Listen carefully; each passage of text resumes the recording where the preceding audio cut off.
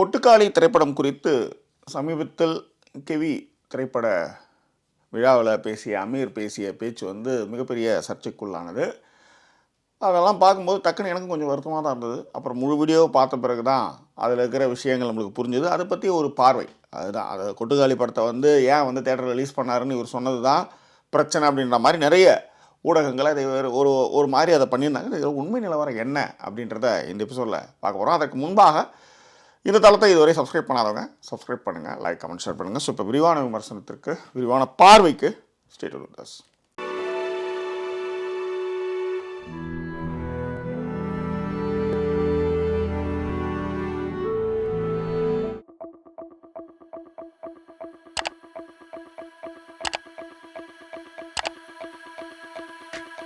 Video ஆரம்பிக்கிறதுக்கு முன்னாடி ஒரே ஒரு விஷயந்தான்.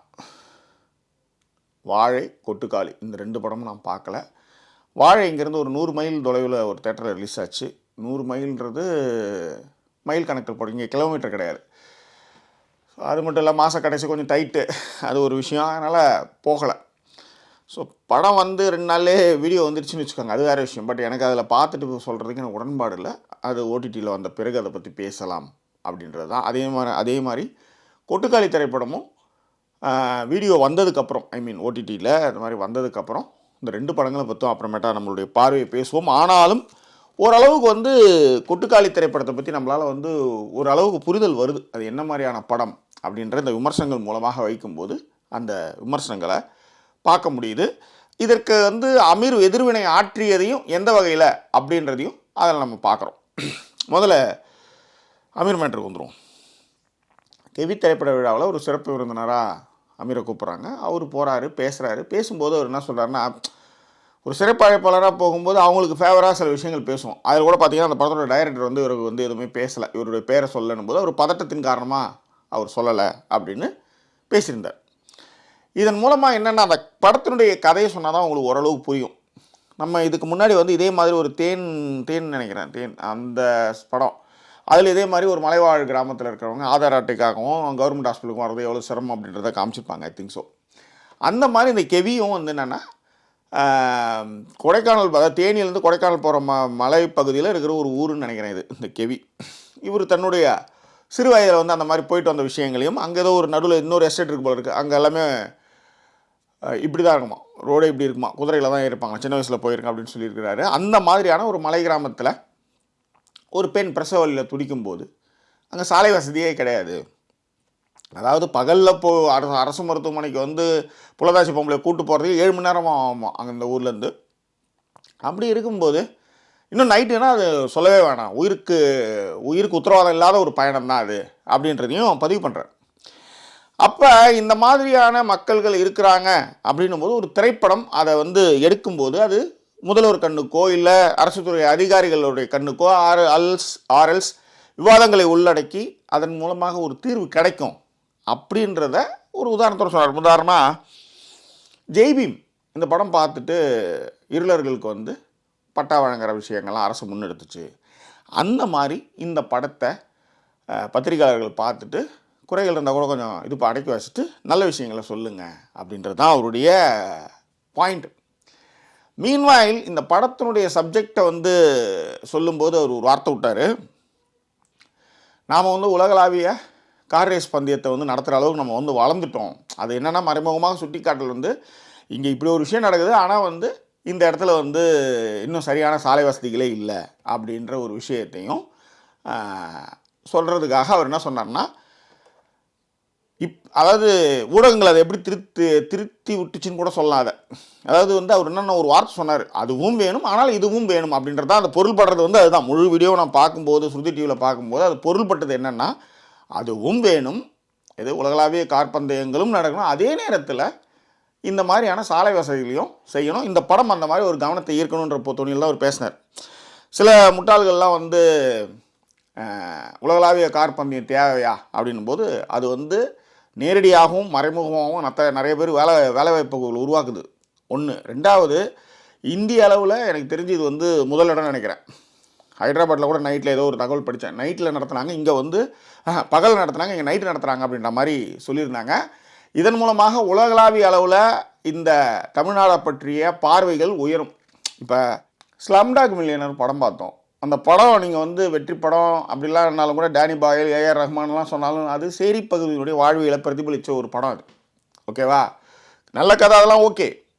ஆனால் அது அப்படிப்பட்ட ஒரு இந்தியான்ற ஒரு பிம்பத்தை இப்படி தான் காமிச்சுது. ஆனால் இந்த மாதிரியான கார் ரேஸ்கள் உலகமெங்கும் உள்ள கார் பிரியர்கள் வந்து நீங்கள் வந்து இதை வந்து டெலகாஸ்ட் பண்ணும்போது, இதை வந்து வீடியோக்களாக போகும்போது நிறைய பேர் கிளம்பி வருவாங்க தமிழகத்தை. ஏன்னா இந்தியானா அவனுக்கு ஒரு தவறான புரிதல் இருக்குது. சவுத்தில் பெஸ்ட்டு வந்து நம்ம ஹைதராபாத்து,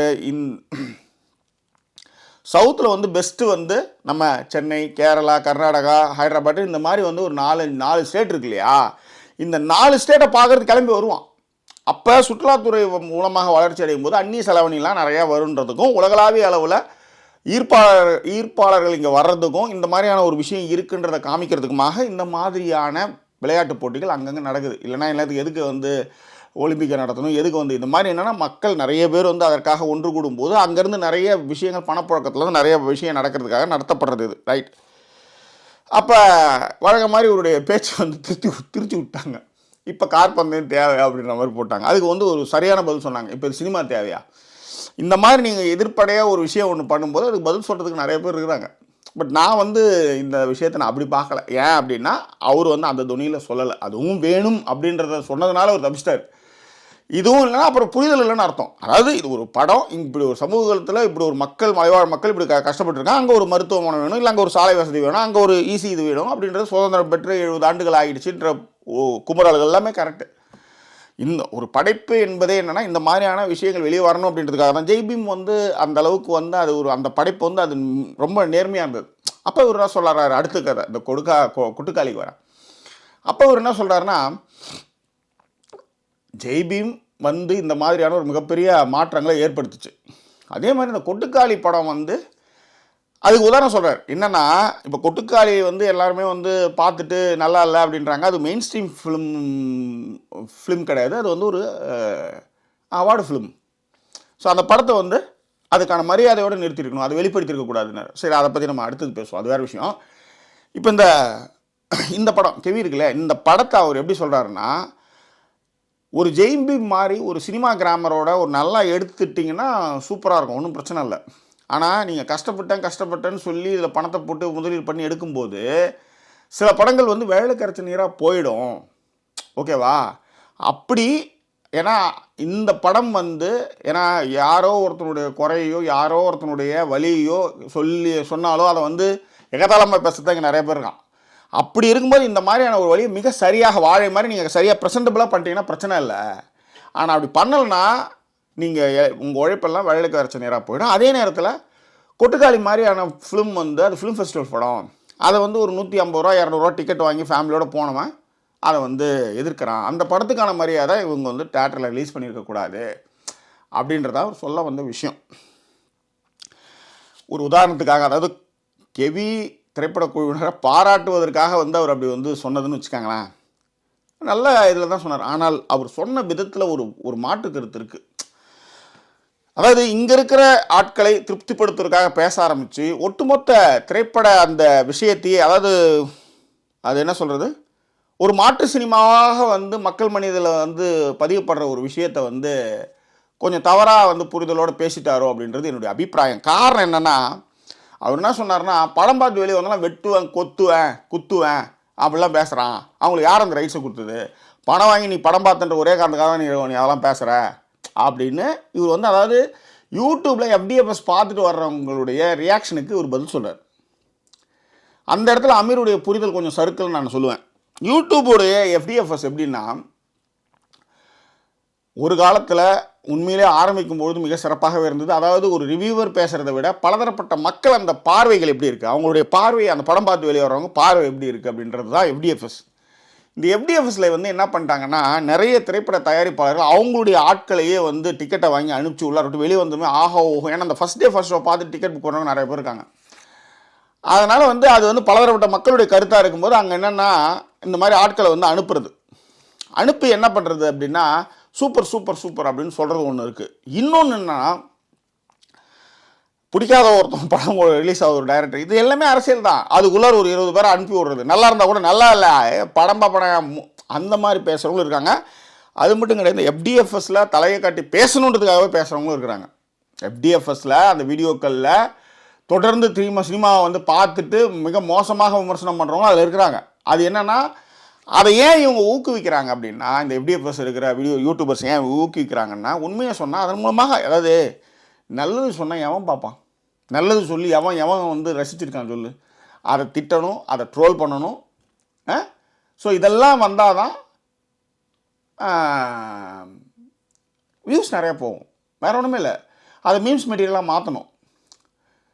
ஓகே, இந்த ஜீயில் வந்து எப்பயோ போயிட்டு கொடுத்துருப்பாங்க. இன்றைக்கி அது எல்லாமே ட்ரோல் மெட்டீரியலாக போயிட்டுருக்கு. ஏம்மா, யாரும் இல்லாத இடத்துல தனியான ஒரு புதருக்குள்ளே போய் என்னம்மா, இல்லை மேடம் நாங்கள் போனதுமே எதுவுமே பண்ண மாட்டோம், கொஞ்சம் நேரம் பேசிகிட்டு இருப்போம், இந்த எல்லாமே இந்த வெள்ளந்தித்தனமாக பேசுவதே வந்து இன்றைக்கி வந்து ட்ரோல் மெட்டீரியல் ஆகிருக்கு. ஸோ இப்போ ஒன்று சொல்கிறேன், ஒரு மாற்று சினிமா, ஒரு ரசனை மாற்றம் அப்படிலாம் ஒரு விஷயம் இருக்கு இல்லையா? இந்த ரசனை மாற்றம், மாற்று சினிமா எல்லாம் வந்து ஒரே நாள் நடக்காது. கொஞ்சம் கொஞ்சமாக தான் மாறும். என்னைக்கு உலக சினிமாக்கள் அப்படின்னு ஒரு விஷயம் வந்து சென்னையில் நடக்க ஆரம்பிச்சதோ அப்போ தான் வந்து ஓரளவுக்கு மாற ஆரம்பிச்சது ரசனைகள்லாம். டிவிடி இது பர்மா பஜாரில் போகிறது, அங்கே போய் டிவிடி வாங்கின்னு வர்றது, இந்த பக்கம் வந்து பாரிஸில் போய் டிவிடி வாங்கின்னு வர்றது, நாங்களாம் அலைஞ்செல்லாம் தேடிலாம் பிடிச்சி பார்த்துருக்கோம். பாண்டிச்சேரியில் டிக்டாக் அந்த மாதிரி ஏகப்பட்ட கடைகள், அதுவும் பாண்டி ரத்னா தேட்டர் எதுக்கு அவ்வளோ டிவிடி ஷாப்ஸ் எல்லாமே இந்த உலக திரைப்பட மாற்ற சினிமாவில் லைக் ஆரம்பித்தாங்க. ஏன்னா ஒரே மாதிரியான விஷயங்கள்லேருந்து போர் அடிக்கும் போது ஒரு கதைக்களத்தை வந்து மிக அழகாக சொன்ன படங்கள் மீதான காதல்கள் மாற ஆரம்பிச்சிது. அது வந்து உலக திரைப்பட விழாக்கள் சென்னையில் நடக்கும்போது இதை மட்டுமே அவங்களாம் பேசிட்டு இருக்காங்க. அந்த படத்தில் என்னதான்டா இருக்குன்ற ஒரு ஆர்வமும் எல்லாரும் படம் பார்க்கறதுக்கான ஒரு விஷயத்தை ஏற்படுத்திச்சுன்றது மாற்று கருத்து இல்லாத, மறுக்க முடியாத ஒரு உண்மை. அதை நீங்கள் ஒத்துக்கிறீங்களா? கரெக்டு. அதே மாதிரி தான் இந்த ரசனை மாற்றன்றது ஒரே நாள் வந்துடுது. ஆனால் அதற்கு முன்பாகவே தமிழ் சினிமாவில் 16 வயது நிலையில் வந்து அதாவது எதுவாக இருந்தாலுமே வந்து ஃப்ளோர்லேயே நடக்குது. அதாவது ஸ்டுடியோவிலே நடந்த தமிழ் சினிமாவை முதன்முறையாக கிராமத்து பக்கத்துக்கு வந்து எடுத்துன்னு போகிறது யாருன்னு பார்த்தீங்கன்னா பாரதி ராஜா. 16 வயது நிலையிலேருந்து அவர் ஒரு மிகப்பெரிய ட்ரெண்ட் செட்டரை உருவாகிறார். இந்த பக்கம் முள்ளு மலரும் நல்ல இலக்கியங்கள்லாம் படித்து அந்த கதைகளை திரைக்கதையாக்கி முள்ளு மலரும் மாதிரியான படங்களை எடுத்த மகேந்திரன் இந்த பக்கம். இன்னொன்று, அன்னைக்கு வந்து இதே மாதிரி யூடியூப் வீடியோலாம் இருந்து முள்ளு மலரும் மாதிரியான சண்டை, ஏன்னா சண்டைகள்லாம் அப்படின்ற மாதிரிலாம் சண்டைலாம் இல்லாமல் இயல்பாக கட்டி பிடிச்சி உரண்டு ஒரு சண்டை எப்படி ரியாலிட்டி இருக்குமோ அதை தமிழ் சினிமாவில் அதான் புகா சண்டைகள் இருக்கும்பொழுதே திரைப்படத்தில் வந்து புகுத்தினவர் யாருன்னு பார்த்தீங்கன்னா மகேந்திரன்.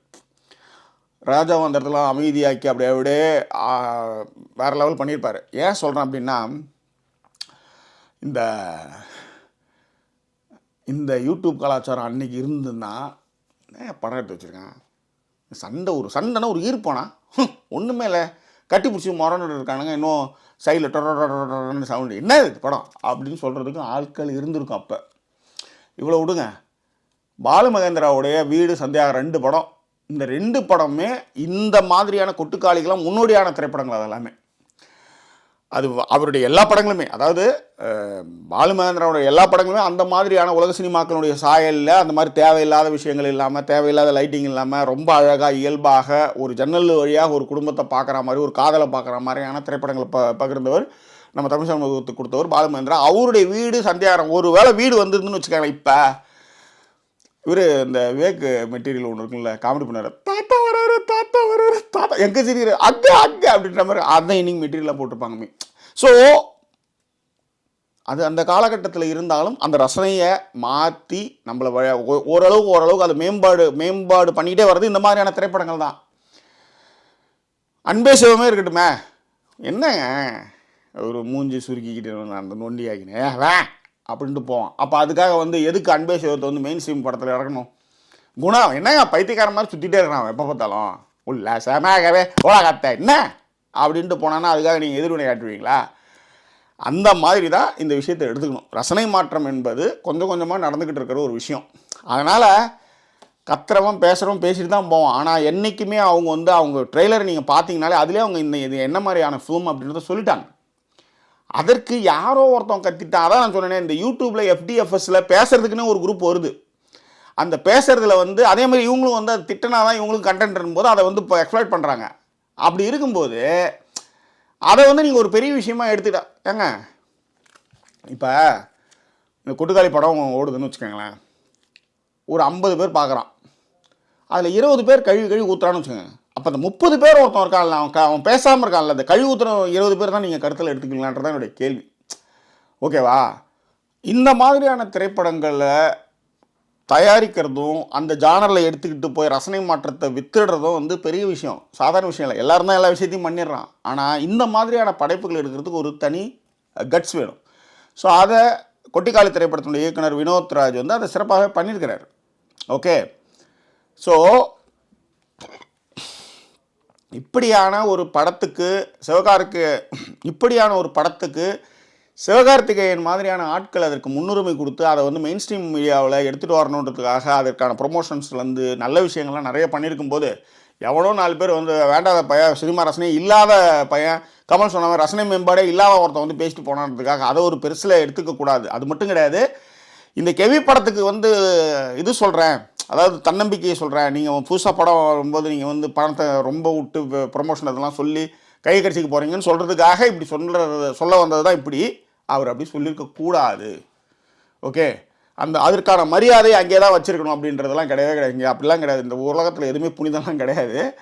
அதே மாதிரி இந்த ரசனை மேம்பாடுன்றது எப்படின்னா, சினிமா வந்து கொஞ்சம் கொஞ்சமாக எவால்வ் ஆகி வந்துகிட்டே இருக்கும். இப்போ உலக சினிமான்னு ஒரு விஷயமே வந்து நான் சொல்கிற மாதிரி 1990க்கு பிறகு, அதாவது டிவிடி காலகட்டத்தில் இருந்தால், அது கொஞ்சம் சிடியிலேருந்து டிவிடி காலகட்டத்தில் வந்ததுக்கப்புறம் தான் அந்த உலக சினிமாவை பற்றி பேச ஆரம்பிச்சேன். ஏன்னா அன்றைக்கி எல்லாருமே வெளியில் இருக்கிறவங்க எல்லாருமே, அதாவது பெரிய மேல்தட்டு மக்கள் மட்டுமே பார்த்து ரசித்த ஒரு விஷயத்தை இத்தனை வருஷம், ஒரு 20 வருஷத்து 25 வருஷத்தில் இந்த மாதிரியான ரசனை மாற்றத்தை வித்துட்டு நம்ம ஊரில் அந்த மாதிரி ஒரு படம் வந்திருக்குதுன்றது பெரிய விஷயம். ஏன்னா நான் இன்னும் கொட்டுக்காளி பார்க்கல. அந்த திரை அனுபவத்தை எந்த ஒரு இதுவும் இல்லாமல் நல்லா ஒரு ஹெச்டி பிரிண்டில் நல்லா அது ஓடிடியில் வரும்போது பார்க்கணுன்றது தான் வெயிட்டிங். வாழையும் அப்படி தான். ஓகேவா? ஸோ அப்படி இருக்கும்போது அந்த படத்தை வந்து இது இப்படி செஞ்சிடக்கூடாதுன்றது வந்து படைப்பாளியும் அவங்களையும் கஷ்டப்படுத்துகிற மாதிரி தான் இருக்கும். நீங்கள் ஒருத்தவங்களை பாராட்டுறதுக்காக இன்னொருத்தவங்களை அப்படி சொல்லியிருக்கக்கூடாது அப்படின்றது தான் நம்மளுடைய விஷயம். இது ஒன்று. இதில் கமலஹாசன் அவருடைய லெட்டரை இந்த இடத்துல படித்து இதை நிறைவு பண்ணலாம், இந்த எபிசோட் நிறைவுபடுத்துறதுக்கு பண்ணலாம் அப்படின்னு நினைக்கிறேன். கமல் வந்து நீங்கள் நினைக்கிற மாதிரி அவ்வளோ சீக்கிரமாக யாரையும் பாராட்டிட மாட்டார். அவர் லெட்டர் பேட்லேருந்து இப்படிலாம் வர வாய்ப்பே கிடையாது. அப்படிப்பட்டவர் இந்த திரைப்படத்தை பற்றி என்ன பேசியிருக்கிறார் அப்படின்றது இங்கே கவனிக்கக்கூடிய ஒரு விஷயம். அதை தான் இங்கே நான் வந்து உங்களுக்கு படித்து காமிக்கிறேன். கொட்டுக்காளி என்ற மத்திய அரசு சான்றிதழ் திரையில் தோன்றும் கணத்திலிருந்து ஆச்சரியங்கள் தொடங்குகின்றன. சான்றிதழில் 103 நிமிடங்கள் 44 செகண்டுகள் என்ற குறிப்பை பார்த்ததுமே தமிழ் சினிமா ராக்கூத்து யுக்தியிலிருந்து மீண்டும் நவீன கதை சொல்லி ஒருவனின் களமாகி விட்டது புரிகிறது. எது ராக்கூத்துன்றது நைட்டு ஃபுல்லாக போகும். ஓகே, அதாவது நைட்டு ஒரு 9 மணிக்கு ஆரம்பித்தாங்கன்னு வச்சுக்கோங்க, மெயின் வேஷம் வந்து அதெல்லாம் முடியறதுக்கு காலைல 5:30 6 ஆகிடும். அந்த மாதிரி வந்து ஒரு கதையை இழுத்து விளையாடி அந்த கதையிலேருந்து எட்ட போய் அப்புறம் திரும்ப வந்து அது மாதிரிலாம் இருக்கிறது கூத்து. அதன் பிறகு அது வந்து அரங்குக்கு வரும்போது நாடக வடிவமாக மாறும்போது அதுவும் வந்து இந்த மாதிரி ஒரு 3 மணி நேரம் 3.5 மணி நேரம் பிளேலாம் நடந்ததெல்லாம் போய் கொஞ்சம் கொஞ்சமாக குறைச்சிட்டு வருது. இப்போ இந்த லென்த்தியான ஒரு வீடியோ, இப்போ எனக்கே என்ன சொல்லுவாங்க, 10 நிமிஷத்தில் பேசிடுங்க அப்படின்வாங்க. ஆனால் நம்மகிட்ட சரக்குகள் நிறையா இருக்கும்போது சில விஷயங்களில் அந்த படத்தில் தான் அதை பற்றி பேச முடியும் அப்படின்னும் போது அதுக்காக இன்னொரு நாள் பேச முடியாதுன்றதுக்காக அதிலே பேச ஆரம்பிச்சிட்டோம். அது ஒரு பெரிய தவறு தான். ஆனால் சில இடங்களில் சில கருத்துக்களை அந்த படத்துலேயே பேசுகிறது தான் நல்லாயிருக்கும், நிறைய பேர் போய் சேரும். அதெல்லாம் 10 பேர் பார்த்தா கூட அதை போய் சேரட்டுமே. அப்படி அவர் என்ன சொல்கிறாருன்னா, வெறும் 103 44 செகண்டுகள்னும் போது ஒரு கதையை கிறிஸ்பாக சொல்கிறதுக்கு ஒரு ஆள்கிட்ட நவீன கதை சொல்லியிடம் தமிழ் சினிமா வந்துடுச்சு அப்படின்றது எனக்கு புரியுதுன்னு யார் சொல்கிறது? இந்தியாவில் முதலாக எல்லா விஷயங்களுமே பண்ண அப்படின்றதுல எல்லா டெக்னாலஜியும் அறிமுகப்படுத்திய ஆவிட் எடிட்டிங்லேருந்து டால்பி ஆரோ சவுண்ட், அதான் 7.1 சவுண்ட்ஸ்லேருந்து மும்பை எக்ஸ்பிரஸில் டிஜிட்டல் மீடியாவிலேருந்து இதில் வந்து கார்ட்டூன்னு ஏகப்பட்ட விஷயம் இருந்தாலும் தொடாத இடமே இந்தியனில் வந்து ப்ராஸ்தட்டிக் மேக்கப்பு இதுன்னு ஏகப்பட்ட விஷயங்கள். அதனால் தொடா சப்ஜெக்டே கிடையாது. அவர் சொல்கிறாரு, இந்த படம் வந்து ஒரு நவீன கதை சொல்லி ஒருவனின் களமாகி விட்டது புரிகிறதுன்றாரு. அவனுடைய கையில் போய் சேர்ந்துருச்சு. அவர் ஒரு நவீன கதை சொல்லிக்கிட்டே இந்த படம் போயிருக்கா அப்படின்னு ஹாப்பியாக இருக்கார். ஓகே, ஸோ அடுத்தது என்னென்னா, தம்பி சூரியை தவிர எனக்கு தெரிந்த முகங்கள் இல்லை. 3 நிமிடங்களுக்கு பிறகு அவரும் தெரியவில்லை. பாண்டியன் எனும் கதாபாத்திரம் தான் தெரிந்தார். காலில் கல் கட்டிய சேவல் ஒன்று விடியலுக்காக கூட கூவாமல் குழம்பி நிற்கிறது. மறுபுறம் நம் கண்ணுக்கு தெரியாத கல் ஒன்று காலில் கட்டப்பட்ட பெண் ஒருத்தி அந்த சேவலை வெறித்து பார்க்கிறாள். கொட்டுக்காளி டைட்டில் திரையில். அதாவது படம் பார்த்தீங்க, சூப்பராக இருக்குங்க. நீங்கள் நல்லா கவனிச்சிங்கன்னா மஞ்சுமல் பாய்ஸ் வந்தாங்க, படம் பார்த்து ஒரு விஷயங்கள் சொல்லுவார். என்னென்ன அந்த மாதிரி அந்த டெவில்ஸ் கிச்சன் எப்படின்றத சில அனுபவங்களை பகிர்ந்துக்கிறார், அவ்வளோதான். ஆனால் இந்த படத்துக்கு அவர் எழுதியிருக்கிறத எந்த அளவுக்கு, அதாவது சென்சார் சர்டிஃபிகேட்டில் கவுண்டிங் போனதுலேருந்து மனுஷன் எழுதியிருக்கிறார். ஓகே, அதில் வந்து சூரிய தவிர எனக்கு யாருமே தெரியல அப்படின்றதும் அந்த விஷயத்தை ரொம்ப சொல்லியிருக்காரு. கண்ணிமைக்கும் நேரத்தில் கால் சட்டை உதறி தப்பிக்கிறது சேவல். வெறித்து பார்த்த பெண்ணின் கண்ணில் சின்ன எதிர்பார்ப்பு. பின் இரு உறவினர்கள் சேவலை துரத்தி பிடித்து கொண்டு போகிறார்கள். பெண்ணின் கண்ணில் நம்பிக்கை மங்குகிறது. இவள் தான் நாயகி. அண்ணா பெண்ணுடைய இன்ட்ரோவை அவர் எப்படி சொல்கிறார் பாருங்க. இந்த லெட்டர் பேட தான் நான் இந்த படத்தை வந்து நான் அதற்கான இதில் தான் பார்க்கணும் அப்படின்ற ஒரு இதுக்காக வெயிட் பண்ணிட்டு இருக்கேன். சொல்கிறேன், உலகத்தை தலைக்கீழாக அண்ணாந்து பார்த்தபடி அறிமுகமாகிறான் பாண்டி. அவன் கழுத்தில் ஒரு வெள்ளை சுண்ணாம்பு களிம்பை தடவி விடுகிறாள் ஒரு பெண். பாண்டிக்கு தொண்டை கட்டாகவும் இருக்கலாம், அல்லது புற்றுநோயின் ஆரம்ப கட்டமாக கூட இருக்கலாம். ஒரு இளம் பெண்ணின் கல்லூரி காதலையும் கேன்சரையும் எந்த ஒரு புரிதலும் இல்லாத அணுகும் ஒரு கிராமத்து குடும்பம். ஒரு கேன்சர் பேஷண்டான்னு தெரியாது, அதே நேரத்தில் அந்த பொண்ணுடைய காதலையும் புரியாத அணுகக்கூடிய ஒரு குடும்பம் அப்படின்னு இந்த லெட்டரை அவர் வந்து போட்டிருக்காரு. கிராமம் என்றால் சிமெண்ட் சாலை, வாகன வசதி, செல்போன், டாஸ்மார்க், சானிடரி நாப்கின், 24 மணி நேரம் மின்சாரம் என 21ஆம் நூற்றாண்டின் நவீன வசதிகள் நிறைந்த கிராமம். இருப்பினும் எங்கள் வீட்டு பிள்ளைக்கு பேய் பிடிச்சிருக்கு, பேய் ஓட்ட கூட்டி போகிறோம் என்று விசாரிப்பவர்களிடம் கூசாமல் சொல்கிறான் பாண்டியன். வழிமொழிகிறது குடும்பம். பாண்டியன் அந்த மாதிரி சொல்கிறான். ஒரு எல்லாமே இருந்தாலும் இன்னும் இவங்க வந்து கட்டுப்பிடித்தனமான அந்த நம்பிக்கையினுடைய தான் வாழ்கிறார்கள்ன்றதுக்கான ஷாட்டு தான் அது. போகிற வழியெல்லாம் பிளாஸ்டிக் குடங்கள் விற்கும் வண்டி ஒன்று போய் ஆடி செல்கிறது. கண்ணேறு தவிர்க்கும் அசுர முகங்கள் இன்னொரு வண்டியில் பேயாடுகிறது. நடுவழியில் டாஸ்மார்க் பேய் என்று பல பேய்களின் ஆட்டம் தென்பட்டாலும் அவை பூசாரிகளால் விரட்ட முடியாத பேய்கள் என புரிந்து கொள்கிறோம்.